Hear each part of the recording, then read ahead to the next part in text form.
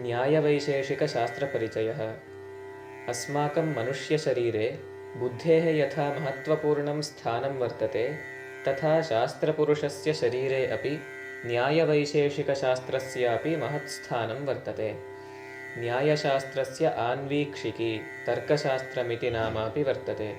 प्रत्यक्ष आगमप्रमाणाभ्याम् अविरोधेन अनुमानप्रमाणम् अस्मिन् शास्त्रे उपयुज्यते इत्यतः अस्य आन्वीक्षिकी इति नाम।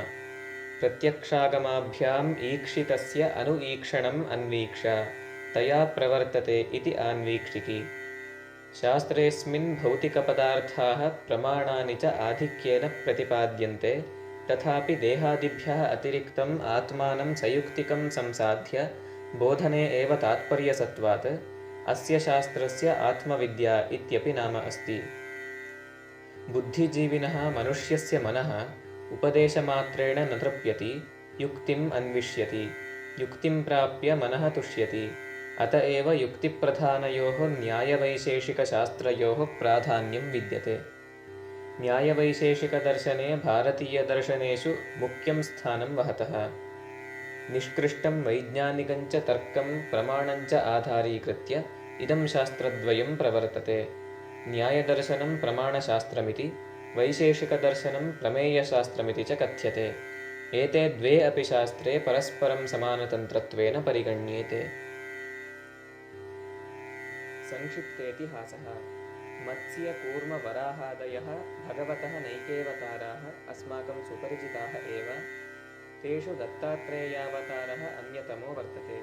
भगवान् दत्तात्रेयः राज्ञे अलर्काय प्रह्लादाय च आन्वीक्षिकीविद्याम् उपदिष्टवान् इति श्रीमद्भागवते उल्लिखितमस्ति। षष्ठे अत्रेयपत्यत्वं घृतः प्राप्तो नसूयया आन्वीक्षिकीमलर्काय प्रह्लादादिभ्य ऊचिवान्। वैशेषिकदर्शनस्य वैशेषिकसूत्राण्येव आधारः। एतानि सूत्राणि महर्षिकणादेन क्रिस्तपूर्वसप्तमे शतके रचितानि। योगसाधनेन ईश्वरसाक्षात्कारं प्राप्य कणादः ईश्वरानुग्रहविशेषेण वैशेषिकदर्शनम् अरचयत्। ईश्वरः उलूकरूपेण आगत्य कणादाय द्रव्यादिषट्पदार्थान् उपदिदेश इत्यपि ऐतिह्यम्। अत एव वैशेषिकदर्शनस्य औलूक्यदर्शनमित्यपि नाम अस्ति। कणान् अत्ति भक्ष्यति इति वा कणादः कणभक्षः इति। क्षेत्रे पतितान् धान्यकणानादाय कृताहारस्य अस्य मुनेः कणाद इति नाम आगतमिति। एवं परमाणुवादस्य आरम्भणात् कणाद इति नाम आगतम् इति च जनश्रुतिः वर्तते। न्यायदर्शनस्य आधारभूतानि न्यायसूत्राणि गौतमः प्रायः क्रिस्तशक 50 शतके रचयामास। महाभारते, पुराणेषु, उपनिषत्सु च बहुषु ग्रन्थेषु तर्कशास्त्रस्य मूलभूताः अंशाः तत्र तत्र दृश्यन्ते। तान् च विषयान् व्यवस्थितरूपेण सूत्रात्मना महर्षिगौतमः उपनिबबन्ध। 12 शताब्धौ मिथिलावासिना गङ्गेशोपाध्यायेन नव्यन्यायशास्त्रं प्रादुरभूत्। एतेन रचितः तत्त्वचिन्तामणिनामकः ग्रन्थः नवीनया शैल्या प्रमाणविचारं करोति। न्यायवैशेषिकशास्त्रयोः प्रतिपादिताः विचाराः। पदार्थविचारः। द्रव्यं, गुणः, कर्म, सामान्यं, विशेषः, समवायः, अभावः चेति 7 विधपदार्थाः। पृथिवी, आपः, तेजः, वायुः, आकाशः, कालः, दिक्, आत्मा, मनः चेति 9 द्रव्याणि। एवं रूपरसादयः 24 गुणाः प्रतिपादिताः। परमाणुवादमाश्रित्य प्रपञ्चे विद्यमानानां भौतिकवस्तूनाम् उत्पत्तिस्थितिविनाशान् गुणवैचित्र्यञ्च प्रतिपादयति इदं शास्त्रम्। गवाभुक्तं तृणं, गवादीयमानं क्षीरं, तत्परिणामभूतं दधि, नवनीतं, घृतम् एतत्सर्वं समानपरमाणुभ्यः उत्पद्यते। विलक्षणतेजस्संयोगवशात् तेषु द्रव्येषु गुणानां वैषम्यं भवतीति रासायनिकशास्त्रप्रक्रियायाः रमणीयं निरूपणम् अत्र विद्यते। प्रमाणानि। प्रत्यक्षम्, अनुमानम्, उपमानं, शब्दः चेति 4 प्रमाणानि अत्र विवृतानि। प्रत्यक्षानुमानोपमानशब्दाः प्रमाणानि इति न्यायसूत्रम्। यथार्थज्ञानसाधनान्येव प्रमाणानि इत्युच्यन्ते। प्रत्यक्षप्रमाणम्। प्रत्यक्षप्रमाणं नाम इन्द्रियं, तानि इन्द्रियाणि वस्तुना सह सम्बध्य यथार्थज्ञानं जनयन्ति। तदेव प्रत्यक्षज्ञानमिति कथ्यते। प्रत्यक्षज्ञानोत्पत्तिक्रमः एवमस्ति। आदौ आत्मा मनसा संयुज्यते, ततः मनः इन्द्रियेण संयुज्यते, इन्द्रियमर्थेन संयुज्यते, ततः प्रत्यक्षमिति। प्रत्यक्षज्ञानं निर्विकल्पकं, सविकल्पकं, लौकिकम्, अलौकिकमिति बहुविधं विद्यते। अनुमानप्रमाणम्। अप्रत्यक्षभूताः नैके विषयाः अनुमानप्रमाणेन निर्णीयन्ते। मनुष्यस्य दैनिकव्यवहाराः आधिक्येन अनुमानप्रमाणेनैव निर्वर्त्यन्ते। यथा पर्वते धूममात्रं दृष्ट्वा वह्नेः निर्णयः अनुमानेनैव भवति। निर्णीयमानवस्तुना सह नियतसम्बन्धः यस्य अस्ति सः एव हेतुरित्युच्यते। नियतसम्बन्धः एव व्याप्तिः इत्युच्यते। तस्य ज्ञानमेव अनुमानप्रमाणमित्युच्यते। धूमवह्न्योः व्याप्तिरस्तीति ज्ञानवान् यः सः एव जनः धूमं दृष्ट्वा वह्निम् अनुमिनोति। अनुमानप्रमाणस्य अतिविस्तृतं निष्कृष्टञ्च निरूपणं नव्यन्याये द्रष्टुं शक्यते। इदञ्च तर्कशास्त्रं देहातिरिक्त आत्मनः अस्तित्वं, पुण्यपापादिरूप अतीन्द्रियविषयाणाम् अस्तित्वमपि अनुमानप्रमाणेन साधयति। उपमानप्रमाणम्। उपमानं नाम सादृश्यज्ञानम्। ततः अपि उपमितिरूपयथार्थनिर्णयः प्राप्तुं शक्यते। गवयम् अजानानः नागरिकः अरण्यस्थपुरुषं यदा पृच्छति तदा अरण्यस्थेन उच्यते गोसदृशो गवयः इति। तदनन्तरं सः नागरिकः पुरुषः वनं गतः गवयपिण्डं दृष्ट्वा तत्र गोसादृश्यमवलोकयति। ततः सः अरण्यस्थपुरुषवचनं स्मरति। ततः अयं गवयपदवाच्यः इति निर्णयं प्राप्नोति। शब्दप्रमाणम्। आप्तैः उच्चरितं वाक्यमेव शब्दप्रमाणम्। तेनापि यथार्थनिर्णयः उत्पद्यते। सः एव शाब्दबोधः इत्युच्यते। रागद्वेषादिरहितः सन् यः यथार्थं ब्रूते स एव आप्तः इत्युच्यते। वाक्यन्नाम अनेकेषां पदानां समूहः। एकैकस्य पदस्य श्रवणात् श्रोतुः एकैकस्य पदार्थस्य स्मरणं भवति। एवं स्मृतानाम् अनेकपदार्थानां सम्बन्धज्ञानमेव शाब्दबोधः इत्युच्यते। न्यायप्रयोगः। अप्रत्यक्षविषयस्य अनुमानप्रमाणेन निश्चयानन्तरम् अन्यस्मै जनाय तं विषयम् अवबोधयितुम् अस्माभिः प्रयुज्यमानः वाक्यसमुदायः परार्थानुमानम् इति न्यायः इति वा कथ्यते। पाश्चात्यतर्कशास्त्रस्य आधुनिकपरिभाषायां न्यायप्रयोगः आर्ग्युमेण्ट् इति कथ्यते। नियतसम्बन्धः। द्वयोः वस्तुनोः सम्बन्धनैयत्यादेव अनुमानप्रमाणस्य साफल्यं सिद्ध्यतीत्यतः न्यायशास्त्रे वस्तूनां सम्बन्धनिरूपणं विस्तरेण कृतं विद्यते। तत्र च सम्बन्धाः अनेकविधाः। वह्निधूमयोः कार्यकारणभावः सम्बन्धः। शब्दार्थयोः वाच्यवाचकभावः।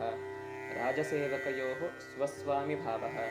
एवम् उपजीव्योपजीवकभावः, आधाराधेयभावः, निरूप्यनिरूपकभावः, अवच्छेद्यावच्छेदकभावः इत्येवं रीत्या अनेकेषु सम्बन्धानां निष्कर्षः अत्र प्रतिपाद्यते। वस्तूनां नियतसम्बन्धे सत्येव अनुमानप्रमाणं सिद्ध्यति। प्रमाणाङ्गानि। न्याये उपयुज्यमानान् 14 पदार्थान् महर्षिगौतमः सूत्रे प्रत्यपादयत्। ते च पदार्थाः संशयः, प्रयोजनं, दृष्टान्तः, सिद्धान्तः, अवयवः, तर्कः, निर्णयः, वादः, जल्पः, वितण्डा, हेत्वाभासः, छलं, जातिः, निग्रहस्थानं चेति। न्यायप्रयोगः संशयादारभ्यते, निश्चयपर्यन्तं प्रवर्तते। प्रतिवादिना सह क्रियमाणा चर्चा वादजल्पवितण्डाभेदेन त्रेधा विभक्ता। प्रतिवादिनः निग्रहोपायाः हेत्वाभासच्छलजातिनिग्रहस्थानादयः सूत्रे प्रतिपादिताः। कुतर्कं कुर्वता अन्याय्यमाचरता प्रतिवादिना यदा न्याययुक्तः वादिनां पक्षः निराक्रियते तदा वादी जल्पवितण्डाभ्यां स्वपक्षस्य रक्षणं कुर्यात्। अङ्कुरितस्य सस्यस्य कण्टकशाखावरणेन यथा रक्षणं क्रियते तथा इति महर्षिगौतमेन उक्तमस्ति। तत्त्वाध्यवसायसंरक्षणार्थं जल्पवितण्डे बीजप्ररोहसंरक्षणार्थं कण्टकशाखावर्णवत् इति न्यायसूत्रम्। एषः अतिरिक्तः एव आत्मा। आत्मतत्त्वस्य साक्षात्कारेण च मिथ्याज्ञानं नश्यति। तेन च रागद्वेषमोहाः दोषाः नश्यन्ति। दोषाः एव शुभाशुभकर्मणां पुण्यपापानां कारणभूताः इत्यतः दोषाणां नाशे शुभाशुभकर्माणि नोत्पद्यन्ते। कर्मणामभावात् देहान्तरसम्बन्धरूपस्य जन्मनः अभावात् आत्यन्तिकदुःखनिवृत्तिरूपः मोक्षः लभ्यते। तदुक्तं दुःखजन्मप्रवृत्तिदोषमिथ्याज्ञानानाम् उत्तरोत्तरापाये तदनन्तरापायादपवर्गः इति। इत्थं जीविनां बन्धमोक्षव्यवस्थां निरूपयितुं 12 विधप्रमेयाणि न्यायदर्शने विभक्तानि। आत्मा शरीरम् इन्द्रियम् अर्थः बुद्धिः मनः प्रवृत्तिः दोषः द्वेत्यभावः फलं दुःखं मोक्षः चेति। आत्मशरीरेन्द्रियार्थबुद्धिमनःप्रवृत्तिदोषप्रेत्यभावफलदुःखापवर्गास्तु प्रमेयम् इति न्यायसूत्रम्। ईश्वरसिद्धिः न्यायशास्त्रे नैकया युक्त्या ईश्वरास्तित्वं प्रतिपद्यते। अङ्कुरमेघनदीपर्वतादीनाम् उत्पत्तिरस्तीत्यतः तेषाम् एकेन कर्त्रा चेतनेन भाव्यम्। यथा घटस्य कुलालः कर्ता तद्वत् प्रकृते ईश्वरः एव कर्ता। इत्थं प्रपञ्चोत्पत्तिरूपया युक्त्या ईश्वरः साधितः। एवं परमाणुक्रिययापि सः साध्यते। यथा सृष्टेरारम्भे परमाणुषु क्रिया जायते ततः परमाणूनां परस्परसंयोगात् व्यणुकत्र्यणुकादिक्रमेण स्थूलं जगदुत्पद्यते। आदौ चेतनसान्निध्यं विना जडेषु क्रिया नोत्पद्यते इत्यतः इदं जगदपि चेतनप्रेरितक्रियया एव उत्पन्नं भवेत्। स एव चेतनः ईश्वरः। एवमेव धृतिः नाम गुरुत्ववतां पतनाभावः अपि ईश्वरं साधयति। गुरुवस्तुपतेदिति सामान्यनियमः। आकाशे उड्डीयमानस्य पक्षिविमानादेः पतनं न भवति प्रयत्नेन प्रतिबन्धात्। सम्पूर्णोऽपि अयं ब्रह्माण्डः पतनात् प्रतिबद्धः अस्ति। तत्प्रतिबन्धः कयाचित् शक्त्या कृतः। अतः तच्छक्तिमत्वेन ईश्वरः सिद्ध्यति। न्यायशास्त्रस्य उपयोगः चिन्तनसरणेः विकासः।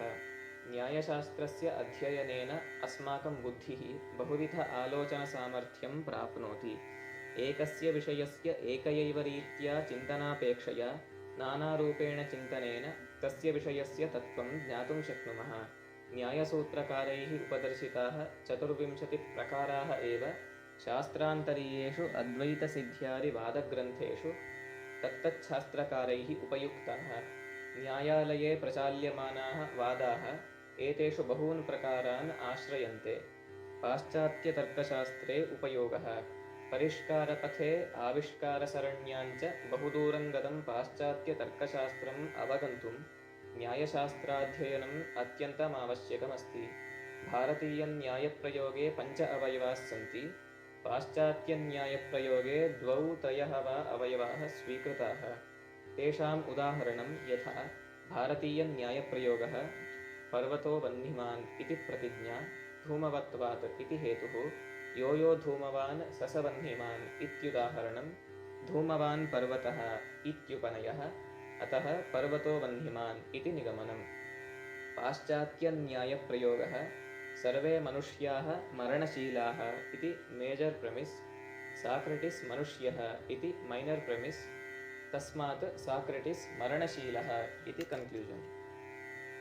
भौतविज्ञाने उपयोगः प्राचीनभारतस्य भौतविज्ञानिना महर्षिकणादेन प्रोक्ताः पदार्थव्यवस्थाः एवं भौतसिद्धान्ताः एव न्यायशास्त्रस्य आधारभूताः सन्ति। अतः भारतीयभौतविज्ञानम् अधिगन्तुम् उत्सुकेभ्यः तत्र संशोधनं चिकीर्षभ्यश्च न्यायशास्त्रस्य अध्ययनम् अत्यन्तम् उपकारकम् अनिवार्यञ्च विद्यते। शब्दनिरूपणे उपयोगः शाब्दबोधप्रक्रियाः न्यायव्याकरणमीमांसाशास्त्रेषु त्रिधा परिदृश्यन्ते। व्याकरणमीमांसाशास्त्रयोः शाब्दबोधस्वरूपप्रक्रियाम् अवगन्तुं नव्यन्यायशास्त्रस्य अध्ययनम् आवश्यकं वर्तते। द्वयोः पदार्थयोः सम्बन्धस्य स्पष्टपरिकल्पना भवेत्, यथा जन्यजनकभावः, निरूप्यनिरूपकभावः इत्येवमादि। एतेषां सम्बन्धानां विस्तृतं निष्कृष्टञ्च निरूपणं नव्यन्याये एव दृश्यते। वादग्रन्थेषु उपयोगः। इतरशास्त्रप्रतिपाद्यानां सिद्धान्तानां ज्ञानार्थं न्यायशास्त्रीयप्रमाणप्रक्रियायाः भाषायाश्च ज्ञानम् अत्यन्तम् आवश्यकं। यतो हि वेदान्तमीमांसाव्याकरणसाहित्यादिशास्त्रेषु वादग्रन्थाः नव्यन्यायशैल्या प्रभाविताः ग्रथिताश्च सन्ति। एतानि शास्त्राणि स्वसिद्धान्तनिरूपणार्थं नव्यन्यायशैल्याः पारिभाषिकपदानाञ्च आश्रयणं कुर्वन्ति इति सर्वेषां विदुषाम् अनुभववेद्यमेव अस्ति। आस्तिक्यसंरक्षणं। वेदप्रामाण्यानङ्गीकर्तॄणां नास्तिकानां पूर्वपक्षं निरसितुं प्रधानं तन्त्रं भवति अनुमानप्रमाणम्। अतः एव अनुमानप्रधानं न्यायदर्शनम् आस्तिकदर्शनेषु प्रामुख्यं भजते। समाजे, देशे एवं प्रपञ्चे च आस्तिक्यसंरक्षणार्थं न्यायशास्त्रम् उत्तमं साधनं विद्यते। न्यायवैशेषिकदर्शनानां सर्वतोमुखदृष्टिः। न्यायशास्त्रम् अस्माकं दैनन्दिनजीवने उपयुज्यमानानां वस्तूनां निष्कृष्टज्ञानेन सह परमाण्वादिभौतविचारान्, धर्मविचारान्, आत्मा, मोक्षः इत्येवं दार्शनिकविचारान्,